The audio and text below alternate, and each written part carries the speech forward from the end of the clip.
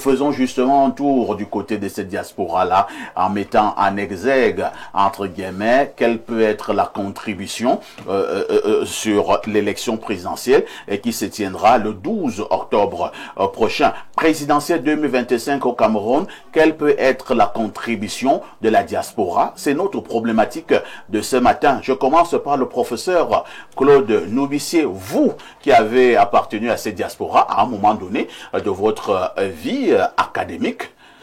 Quelle peut être la contribution de ces Camerounais de l'étranger? La contribution de ces Camerounais, elle peut être visible, elle peut être réelle, elle peut apporter, elle peut impacter sur les élections, si et seulement si le processus est gagné d'une très forte transparence. Parce que le contexte camerounais fait qu'on a du mal à souvent se prononcer sur la qualité et la quantité des votes, ainsi de suite. Bon, notre diaspora a ceci de particulier, c'est qu'elle est subdivisée en deux. Il y a une diaspora qui s'occupe avec rigueur de la famille et des personnes qu'elle a laissées ici. C'est une diaspora qui a du poids et qui a de l'influence. Même si parfois, ce n'est pas cette diaspora qui construit des entreprises, mais c'est une diaspora qui prend en soin les proches laissés ici.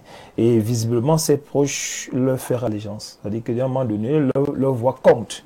Parce que souvent, vous avez même en réunion familiale, on suspend la réunion pour écouter les gens de dehors. Parce qu'ils sont plus importants que ceux de l'intérieur.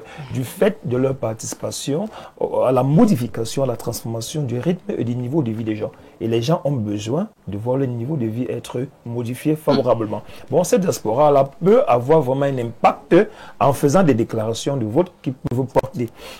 Il y a également une autre diaspora qui n'a pas d'écho parce qu'elle a rompu, elle ne s'intéresse plus à celle qu'elle a laissée ici. Cette diaspora ne peut pas avoir une influence sur l'acte de voter, sur l'acte politique au Cameroun. Mais disons-le avec acuité, le mouvement peut venir de l'extérieur. Moi, en tant que psychologue, parce que je suis spécialiste du changement de comportement. Et de quelle manière? Je suis spécialiste du changement de comportement. Les changements, vous allez observer chaque fois que quelqu'un a traversé le Cameroun, qui est allé à l'extérieur du Cameroun et qui a vécu un certain nombre d'avantages à l'extérieur du Cameroun, se rend compte qu'il y avait un problème au Cameroun. Moi, je prends un cas. Vous quittez le Cameroun, vous allez à l'extérieur, vous allez dans un hôpital. Oui. Si vous avez juste votre numéro de sécurité nationale, de sécu, on vous traite au même titre qu'on traiterait un ministre. Alors, les gens comprennent que non, c'est différent, pourquoi pas? Et c'est pourquoi beaucoup de ceux-là, lorsqu'ils font une comparaison, ils vont s'opposer au régime actuel. Bon, leur opposition au régime actuel n'est que naturelle, n'est que du fait qu'ils s'opposent au style de vie. Ils font une comparaison du style de vie. Le style de vie ici au Cameroun, le style de vie là-bas, ils se disent pourquoi ne pas implémenter ce style de vie ici. Alors cette autre diaspora n'ira pas dans le sens de soutenir le régime en place. C'est que vous allez vous rendre compte que très facilement, ils ont des positions hautement distinctes de celles du gouvernement en place. Pourquoi? Parce que, comme je l'ai dit, nous avons, et je le dis toujours, c'est ça qui fait la particularité de ce que je dis, c'est que moi je pense, moi je rêve pour un Cameroun qui sera développé. Moi je rêve pour un Cameroun qui sera transformé. Et cette transformation peut venir de l'extérieur, comme je dis. Maintenant, nous ici, à l'intérieur, nous en tant que population vivant au Cameroun, on ne doit pas céder à un certain style de discours qui vient de l'extérieur. Parce qu'il y a une autre diaspora qui peut être la troisième diaspora, qu'une diaspora hyper compliquée, parce que celle-là, elle n'est pas ouverte. Elle n'est pas ouverte. La diaspora radicale. Elle n'est pas ouverte à l'écoute, elle n'est pas ouverte à la discussion. Cette diaspora-là peut être un danger. Mais je le dis toujours, sur le plan des votes, c'est le quantitatif qui compte. C'est-à-dire qu'il faut capitaliser le vote utile, que ce soit pour l'opposition ou pour le gouvernement. Et je le dis toujours avec autorité cette fois-ci, la diaspora camerounaise a une influence hautement significative. Pas celle des réseaux sociaux. La diaspora qui s'occupe véritablement des populations, des proches qu'elle a laissés ici, a un impact qu'il faut considérer et qui peut bouleverser les résultats des élections présidentielles à un certain niveau, bien entendu. Rodrigue Adalbert Evina, parlant de la présidentielle 2025, selon vous, comment la diaspora camerounaise peut impacter cette élection? Bon, je pense, pour vous répondre simplement, moi je vais prendre un aspect, c'est l'aspect financier. Oui. Le nerf de la guerre. Bien sûr, c'est une diaspora qui a des moyens financiers importants, capable de financer lourdement le candidat qui l'intéresse. C'est pas pour rien que vous voyez la classe politique se tourner vers cette diaspora-là. Plusieurs présidents de partis politiques, leaders politiques, ont même fait le déplacement pour aller échanger sur place avec cette diaspora-là et mieux expliquer quel est leur programme politique, leur projet politique. Donc, parce qu'en politique, rien ne se fait pour rien. Lorsque un leader politique fait un déplacement comme celui-là, c'est pas simplement pour obtenir le vote. Le vote est déjà bien, choisissez-moi. Mais pour atteindre l'étape du vote, il y a beaucoup de choses à faire qui nécessitent un investissement financier suffisamment important. Ça fait que cette diaspora qui est au plan économique suffisamment influente, vous voyez qu'il s'agit aussi d'une diaspora qui écoute les candidats. Une diaspora qui met sur la balance des projets politiques et essaye de voir dans quel programme politique se trouvent effectivement ces avantages. Quel est le programme politique qui facilite l'implémentation au niveau du pays de ces projets? Ça fait que, étant séduit, eh bien, cette diaspora-là ne va pas se limiter uniquement à voter. Mais c'est une diaspora qui pourra donner un coup de pouce financier au potentiel candidat, celui-là qui résonne pertinemment à ses yeux. Je pense aussi que le Cameroun, comme d'autres pays, devrait, au-delà des calculs politiques, s'appuyer vraiment sur sa diaspora pour des questions de développement. S'agissant même de la politique, c'est une diaspora qui peut aider à améliorer, n'est-ce pas, le processus électoral au Cameroun, du moins sur le plan technologique et même scientifique. Je crois que c'est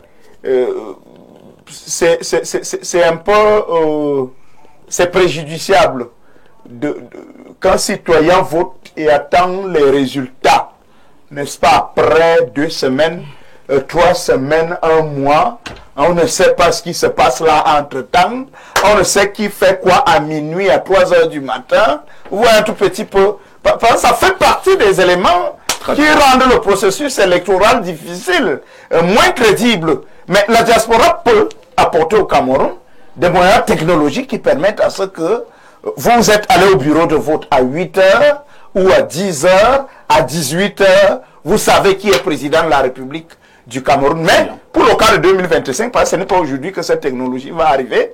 Donc pour le cas de 2025, parce que c'est dans quelques semaines, non, c'est terminé. Mais financièrement, quelque chose peut être fait par la diaspora en faveur des candidats. Bertrand Tchenkam, est-ce que nous devons continuer à accuser cette diaspora pour être légèrement du côté du professeur Noubissi tout à l'heure, cette diaspora qui est habituée à un mode de vie, à un mode de fonctionnement, à un fonctionnement, pour parler également comme Rodrigue. Et lorsque cette même diaspora revient au Cameroun, elle se rend compte que les choses ne sont pas toujours faites comme elles devraient être faites. Nous sommes restés dans des combinaisons très compliquées. Et quand nous parlons de l'élection, la diaspora qui est obligée d'attendre 2 semaines pour avoir des résultats est à un moment donné parfois étourdie. La diaspora camerounaise est même énervée. C'est 5 millions d'individus qui sont à l'extérieur pour des raisons multiples. Les raisons sont politiques, économiques, scolaires, parfois sociales. Et pourquoi est-ce que ces individus sont martyrisés, frustrés, paupérisés et parfois à la merci des oubliettes par le régime du renouveau?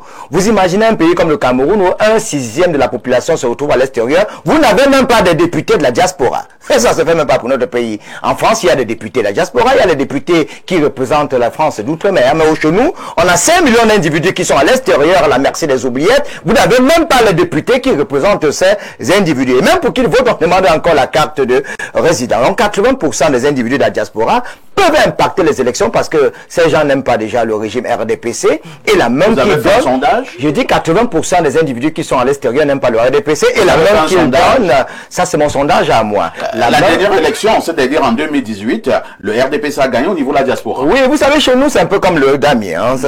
oui. Vous savez comment ça se passe, je ne dis rien. Alors, j'étais disant tout à l'heure que la diaspora, on les aime pas suffisamment. Non, le régime n'aime pas trop la diaspora. Parce que si vous aimez la diaspora, qui n'impacte qu'à 2% sur le PIB national, alors que la diaspora du Niger, du Burkina Faso, du Mali, impacte à 25% sur le PIB. Alors, nous vivons aujourd'hui grâce à qui? Les immeubles qui poussent à Yaoundé sont les gens de la diaspora, mais qui n'interviennent qu'à 2% du PIB, loin de 25% du PIB des pays tels le Burkina Faso, le Niger et le Mali. Et pourquoi? Quelles sont les blessures béantes, infectées et infestées par le régime RDPC et qui empêchent la diaspora camerounaise de s'épanouir? Il y a la question de la double nationalité. Nous sommes un des rares pays sur la planète Terre où la loi de 1966, qui avait été mise sur pied pour contrer l'UPC, qui disait que si tu choisis une autre nationalité autre que celle camerounaise, tu perds la première. Autrement dit, il y a des gens qui sont en France, qui veulent même rentrer au Cameroun, mais parce qu'ils ont la nationalité française, ne peuvent plus investir dans notre pays. Mais que peut la diaspora? Pour ceux qui ont investi au Cameroun, comme dans ma famille, si vous êtes en pleine réunion familiale, ben quand tu lèves la main, on dit c'est pas l'heure d'hiver. Alors si ton frère, lui, il est en Europe, il est bien entier, il appelle, on l'écoute, on dit papa, on s'excuse d'avoir commencé la réunion avant toi. Alors si lui vous finance, c'est lui qui envoie l'argent à la réunion, c'est lui qui envoie même l'argent pour la construction de ta maison. Alors son mot peut servir, hein. Ça dit, il suffit qu'il vous dise que moi j'ai choisi tel candidat, on fait comment? Vous vous alignez, parce que c'est lui qui gère la famille, son mot compte. Et vous savez, moi je suis dans une contrôle, quand tu n'as pas d'argent, tu as la merci des oubliettes. Et c'est lui qui a les moyens, quand il parle, on l'écoute, et toi tu me parles à la l'heure divers. Donc, comme je t'ai disant tout à l'heure, la diaspora camerounaise est d'une importance capitale. Et cette diaspora, parfois, a même de la volonté. Prenons le cas de Atuzan. Le cas... Atuzan a créé le Cadiopad, non? Il est où aujourd'hui? Vous croyez que s'il est hors du Cameroun, vous lui demandez de voter le RDPC, il va le faire? Je ne pense pas. Ernest Simo qui a créé la CASA avec eux?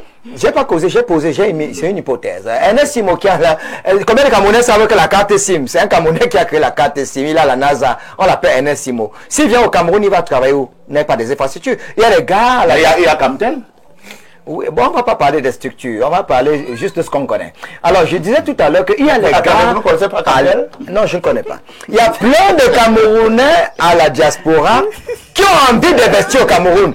Est-ce que vous savez que les routes camerounaises que nous donnons à Satan, nous donnons à Razel, les sociétés étrangères, nous pouvons les donner aux Camerounais qui sont petits de talent. C'est-à-dire même pour prendre une maison à Yaoundé, on fait recours à l'expertise chinoise. C'est-à-dire Polytech ne sert à rien du tout. L'école des travaux ne sert à rien du tout. Même ceux qui sont allés fréquenter à Paris, qui ont fait la Sorbonne, vous ne les faites pas confiance. Vous voulez qu'ils viennent faire quoi? Ils vont vouloir, puisque eux, ils veulent rentrer au pays. Mais quelles sont les conditions? Il y a un monsieur qui a créé une entreprise de BTP au Cameroun. Vous le connaissez. Et il a perdu près de 600 millions.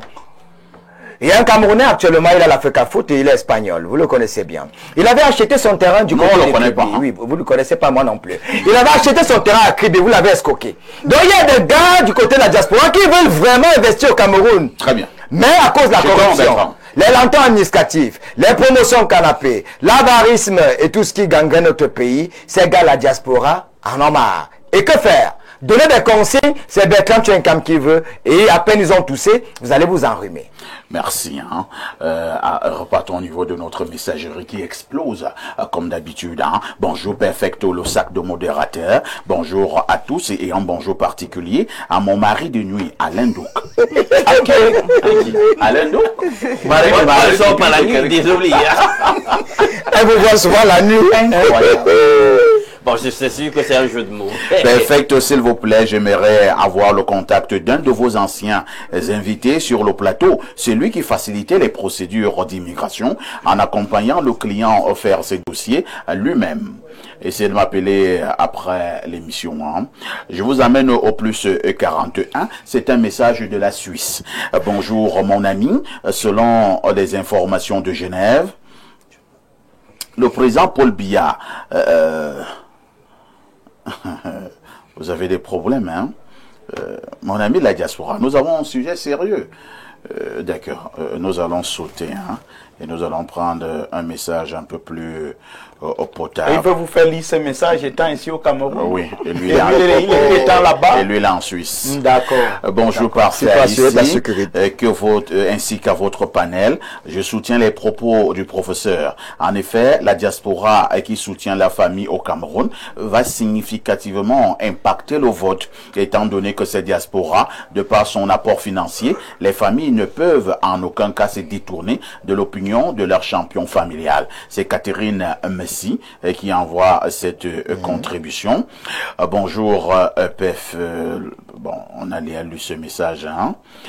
Quelqu'un me dit ici, bonjour mon modérateur.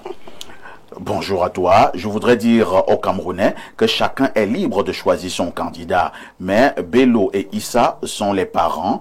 Mais Bello est exactement comme Biya.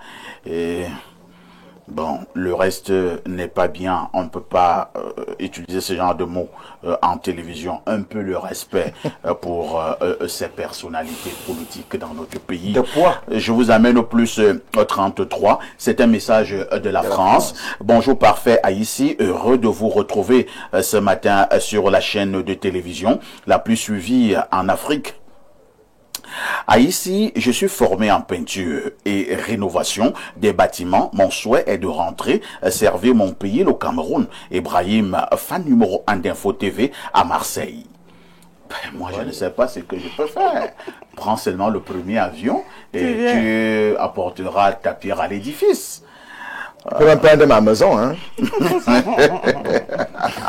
Quelqu'un me dit ici bonjour. Yannick Noir est-il de la diaspora? C'est Noué de Daïdo depuis Douala. Moi, je pense que depuis de longues années, hein, Yannick Noir est établi au Cameroun et vit là et tout dit. Tout le monde connaît ça. Il est un chef traditionnel. Il est même chef traditionnel. Oui. Moi, je me dis qu'on ne peut plus vraiment le considérer comme de la diaspora. Yannick Noir vit presque au Cameroun. Hein. Bon, il passe aussi beaucoup de temps à l'étranger. Bon, de temps en temps, il va à l'étranger, mais Yannick Noir est là. Il est là et tout dit. Il est très sympa. Il faut le féliciter. Hein. Il faut vraiment le féliciter. Il a fait des merveilles. Il ne s'est pas éternisé en Europe. Macron est venu dernièrement au Cameroun. Il est allé du côté de la résidence de Yannick Noir. À un moment donné, il est resté longtemps. La personnalité française la plus aimée des Français. Oui. Allons au 241, c'est un message du Gabon. Bonjour le plateau, je vous suis depuis le début de l'émission. Merci. Hein. Autre message ce matin, bonjour El Perfecto et à tous les panélistes, que le Seigneur vous garde et continue de vous bénir afin que vous nous édifiez de jour en jour. Et à moi de dire Amen. Madame Abega, la diaspora nous intéresse ce matin, comme tous les mercredis d'ailleurs sur Espace Miné. À votre niveau, vous qui êtes femme politique, que peut la diaspora pour que l'UNDP de Bello Bouba Maïgari gagne l'élection? Déjà, je vais saluer ceux de la diaspora qui nous suivent à l'instant. Aujourd'hui même, nous avons rendez-vous à l'UNDP avec un groupe de la diaspora. Ah bon? Oui, qui a organisé un événement du côté de Kalafatas il y a 2 jours. Et ils ont décidé de nous rendre visite ce jour. Donc, nous collaborons avec la diaspora. Bon, dans le programme politique du président Bello, les problèmes de la diaspora sont pris en compte. La diaspora se plaint depuis du problème de la double nationalité. Vieux problème. Voilà, ils sont abandonnés à eux-mêmes lorsqu'ils ont des problèmes à l'étranger. Les postes consulaires ne prennent pas en compte leurs problèmes. Parfois, on vous dit qu'il n'y a pas d'argent. Bon, lorsqu'un compatriote a un problème dans un pays étranger, est-ce qu'il devrait être abandonné à lui-même? Pas du tout. Voilà. Combien de Camerounais sont abandonnés à l'étranger? Combien de Camerounais ont posé des problèmes? D'autres sont venus au Cameroun pour investir. Leurs investissements ont connu des problèmes. Ils ont les problèmes de transfert d'argent. D'autres sont même arrêtés à l'aéroport à cause de leur prise de position, peut-être sur les réseaux sociaux, bon, dans des médias. Donc, il y a tous ces problèmes. Nous pensons à l'UNDP qu'on devrait écouter la diaspora parce qu'elle a son mot à dire. Le professeur disait tantôt que cette diaspora, même si elle est née là-bas, mais il y a quand même des racines au niveau du Cameroun et des racines des gens qui les écoutent et qui leur font confiance. eux, ayant vécu à l'étranger, ils ont un autre regard de la politique et ils ont une autre manière de faire la politique. Nous avons connu depuis certaines années des gens qui se sont rebellés. Ils ont créé la BAS, la brigade anti-Sardina que tout le monde connaît. Donc, ils ne se sont pas levés d'un bon matin ou alors parce qu'ils sont tout simplement de mauvaise foi pour se mettre à faire de l'animosité. C'est parce que ça a commencé par des réclamations, attirer notre attention. Vous voulez justifier les comportements de la base? Je ne justifie pas les comportements de la base. Vous voulez les comprendre? Je suis en train de fixer le contexte pour comprendre pourquoi est-ce que cela a dégénéré en animosité. Même chez vous, même à la maison, lorsque quelqu'un vous pose, peut-être votre femme ou bien votre enfant, il vous pose un problème tranquillement, vous n'écoutez pas son problème. À un certain moment, il va afficher des comportements d'animosité. Donc, ces gens... Si la diaspora n'est pas comprise, elle peut casser les ambassades. Non, on n'a pas dit qu'elle peut casser les ambassades. Mais est-ce que la diaspora a commencé à casser seulement les ambassades? Et maintenant, lorsqu'elle commence à casser, je veux dire qu'il y a eu un passé. Donc, ça a commencé tranquillement où quelqu'un, je voyais souvent sur les réseaux sociaux, quelqu'un allait se tenir devant l'hôtel. Voilà pourquoi également la même diaspora peut boycotter les artistes en Europe. Je n'ai pas dit qu'elle doit boycotter, mais je veux dire qu'il y a un problème de fond. Il faut curer le mal à partir de la racine. Ce sont les artistes qui peuvent résoudre ce problème. Ils ont commencé, pourquoi ils en sont arrivés à ce niveau? Madame Abega, non, je parle des artistes. Vous n'allez pas m'empêcher de parler. Vous allez m'écouter. Je veux dire qu'il y a eu des comportements. Pourquoi vous ne voulez pas parler des artistes? Je ne suis pas artiste, mais les artistes sont camerounais. Pourquoi vous ne voulez pas qu'on dise pourquoi les gens en sont arrivés à l'animosité? Ce sont les artistes qui doivent résoudre les problèmes de la diaspora. Ce n'est pas le problème qui résout la diaspora, mais on veut dire que s'il y a eu des comportements d'animosité, on doit chercher à comprendre pourquoi il y a eu l'animosité et revenir au dialogue. C'est pour ça que le président Bello dit que dans son projet politique, il parle de dialogue inclusif. Il faut écouter les gens. Il faut pas dire qu'ils ont commencé à casser les ambassades. Non, personne ne peut encourager la casse des ambassades et personne ne peut encourager le boycott ou bien l'agression des artistes. Mais pourquoi? C'est pour ça qu'il faut le dialogue. Ces gens, ceux qui sont énervés, ceux qui sont courroucés contre le Cameroun, ils ont besoin d'être écoutés pour poser leurs problèmes. Il disait tantôt des députés de la diaspora. C'est 5 millions de Camerounais. C'est pour offrir un espace de dialogue, un espace où ils peuvent s'exprimer pour poser leurs problèmes. C'est compris. Alain Douk, la diaspora camerounaise peut-elle efficacement contribuer à cette élection, au fonctionnement, à l'organisation de cette élection qui aura lieu le 12 octobre prochain? La diaspora peut influer sur cette élection et je dirais à quel niveau. Statistiquement, c'est une nullité de pourcentage pour la représentation de cette diaspora. Je l'ai calculé souvent ici, 16 000 personnes ou 17 000 environ sur 8 250 000 personnes inscrites sur les listes électorales. Vous voyez le rapport, c'est nul. Mais alors, quand vous tenez compte des indices, des indicateurs comme les informations que nous tenons parfois de Oxfam, qui nous dit qu'en réalité 70% environ de toute la richesse de la terre est détenue par 1%. Vous comprenez donc qu'en réalité, il y a une infériorité numérique qui peut être significative. C'est à ce niveau donc que la diaspora peut intervenir. Mobiliser tous ces moyens, les ressources dont on a parlé, notamment les ressources financières, pour essayer d'influer sur cette campagne. Créer un réseau de solidarité autour du contrôle justement de tous les bureaux de vote. Ça, c'est très important. Mais est-ce que la diaspora donc pourra relever ce challenge? Dire qu'au niveau du pays, nous tenons à la transparence et à nos niveaux, nous allons nous organiser pour que sur place, la totalité des bureaux de vote ait des gens qui seront des observateurs et que nous allons payer de nos moyens pour se rassurer qu'effectivement, les résultats qui seront dits pour chaque bureau de vote seront les intentions de vote des Camerounais. Ça, c'est un enjeu majeur. Est-ce que la diaspora pourra s'organiser en ce sens? Voilà la question qu'il faut se poser. Nous sommes dans le champ politique. Dès qu'on dit politique, faut voir, puisque nous sommes en période de pré-campagne et bientôt de campagne, c'est la propagande.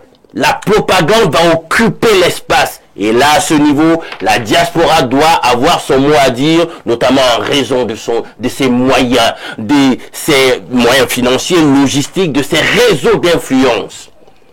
Maintenant, la com est fondamentale. Comment va-t-elle participer, contribuer à mettre en vitrine les candidats qu'elle pense pouvoir changer la donne, créer la rupture et créer le renouveau.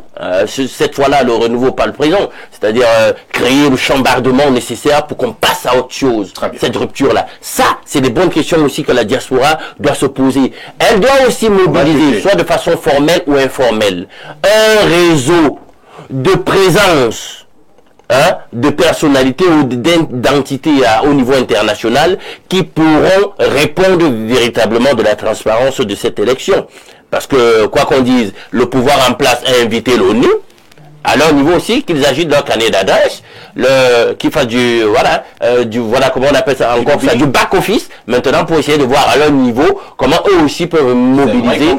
Vous avez parlé d'inviter l'ONU, on a aussi connu une affaire d'observateur. De transparency en 2018, mais qui n'était pas trop. En fait, c'était l'imposture. Voilà, tout à fait. Cette voix, on va appeler le vrai transparency. C'est genre le cadre de la diaspora ça. Que ce soit vrai, mais c'est pas politique. Banditisme, pas politique, mais... Et Alain Dougé, un truc important. Je voudrais réagir rapidement en disant, parfait, ici, il faut aussi, il est déjà temps que cette diaspora prenne formellement position. Sur quoi? Non, mais sur le choix des candidats, parce que bon, les déclarations de soutien se font un peu en dents de scie.